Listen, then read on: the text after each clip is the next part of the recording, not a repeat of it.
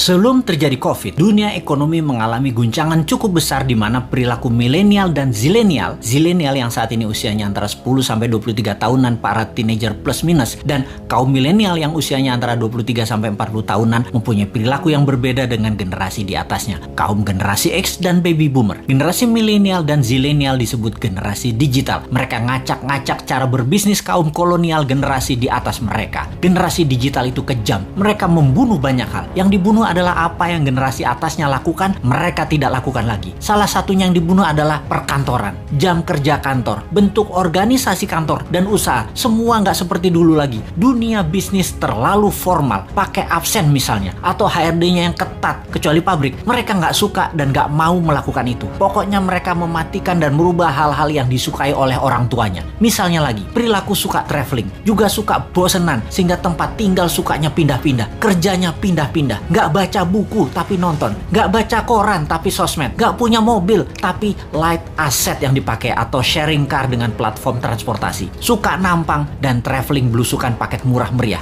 Generasi digital juga membunuh media TV karena generasi digital everyone is broadcaster, everyone is reporter. Merek dan brand dibunuh juga oleh generasi digital. Brand itu menjadi less important bagi mereka. Bagi mereka yang penting adalah 3R, yaitu rating, review, dan recommendation.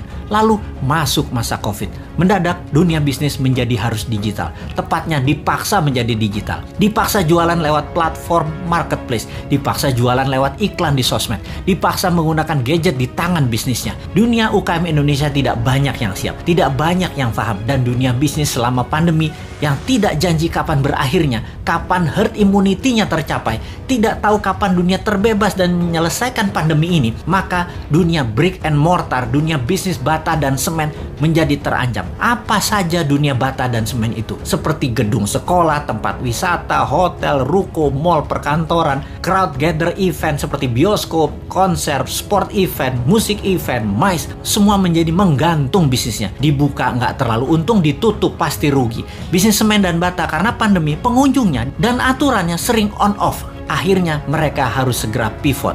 Hiburan pindah ke rumah, pindah ke tangan, pindah ke gadget. Pokoknya semuanya pindah ke digital.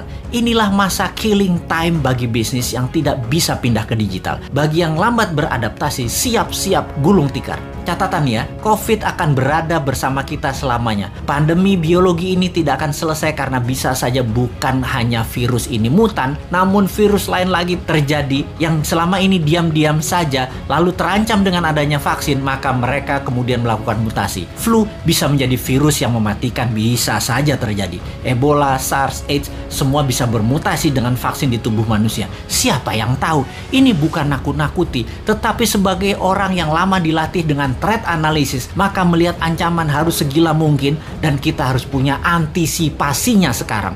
Jadi tidak ada kata post pandemic, yang ada adalah bagaimana mengambil peluang dan tetap survive di masa ini. Selama 5 tahun ke depan, masa kegelapan sebagian dunia bisnis mungkin bisa lama terjadi. Sekali lagi, sebagian dunia bisnis lama masuk masa kegelapan dan akan musnah. Dalam 5 tahun ke depan ada 30% macam bisnis baru dan ada 30% macam jenis pekerjaan yang baru lahir. Dalam 10 tahun ke depan ada 60% pekerjaan yang sekarang ada musnah dan ada lebih dari 60% pekerjaan baru yang saat ini belum ada macamnya akan muncul. Yang paling parah adalah pemerintahan. Kalau menggunakan cara lama, pola pikir lama, banyak negara yang akan musnah. Inilah yang mau kita ingatkan ke depan. Pastikan calon pemimpin ke depan mengerti apa yang akan terjadi ke depannya nanti. Calon pemimpin ke depan harus punya tim yang solid dan berpengalaman dunia internasional. Calon pemimpin ke depan tidak hanya dia populer, tapi dia paham dan terbukti bisa menjadi pemimpin visioner dan leader yang tegas. Kalau dilihat di etalase saat ini yang akan memimpin ke depannya, masih banyak hal yang harus mereka buktikan. Seperti yang saat ini deh, ternyata di awalnya sangat bagus program kampanyenya, baik incumbent maupun penantangnya. Ketika keduanya bergabung dalam satu wadah, sama COVID aja keok. Sebelum COVID aja sesungguhnya sudah tren turunnya. Tambah COVID, jadi minus. Tambah lagi, kalau perang Tiongkok Amerika Jilid 2 terjadi, bengek bernegaranya pasti. Tambah fakta lain lagi, yaitu perang biologi pandemi ini berkepanjangan, kejet-kejet gejala stroke bernegaranya. Belum lagi, yang sejak 4 bulan yang lalu kita dengungkan, perang cuaca yang bisa membuat kelangkaan pangan terjadi. Wes ambiar bernegaranya, kalau tidak bisa membuat antisipasinya. Jadi, kita ngeledekin incumbent, kita lanjut ngeledekin oposisi yang tidak memberikan solusinya. Kemudian apa solusinya Newmind? Sabar, sebentar. Ini lagi celingukan kiri kanan ngecek ada agen globalis tukang siomay nggak bawa HT di depan rumah. Gue mau beli dulu.